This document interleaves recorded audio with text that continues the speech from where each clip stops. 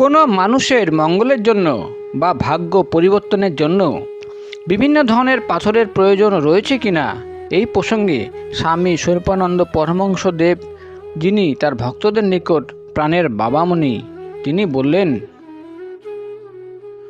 ওঙ্কার মন্ত্রে যে দীক্ষিত প্রণব বিগ্রহ যার পরম অবলম্বন, তাহার পক্ষে যে এইসব ফষ্টি নষ্টির প্রয়োজন নাই, তাহাকে জানাইয়া দাও।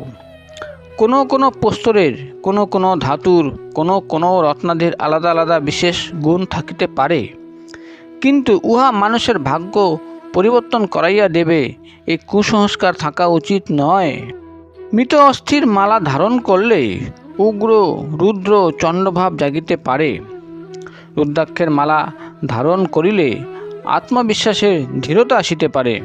তুলসী বা বাসকের মালা ধারণ করিলে শান্ত বিনম্র মৃদুভাব স্বভাবে জন্মিতে পারে, কিন্তু ভাগ্য পরিবর্তন হইবে মানুষের পুরুষকারের বলে। এই সহজ সরল বুদ্ধি সঙ্গত কথাটার মর্ম বুঝিবার লোকের অভাব। তাই তোমরা শনি রাহু কেতু ঠেকাইবার জন্য হুড়াহুড়ি করিয়া গ্রহরত্নর দোকানে ভিড় জমাইতেছ।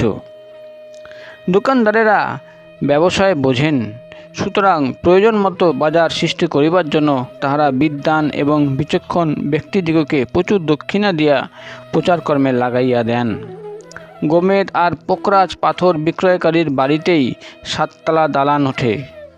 বিভ্রান্ত ব্যক্তির শনি রাহু কেতু ভীতির ফসল আসিয়া প্রস্তুত বিক্রেতার লোহার সিন্ধুক পূর্ণ করে বা তাহার ব্যাংক ব্যালেন্স বাড়ায়। তোমরা পুরুষকারবাদী হও, সকলকে পুরুষকার অবলম্বন করিতে প্রেরণা দাও। বীর্যবান ব্যক্তির ঘন ঘন করাঘাতে ধনলক্ষ্মীর দুয়ার আপনি একদিন খুলিয়া যাইবে।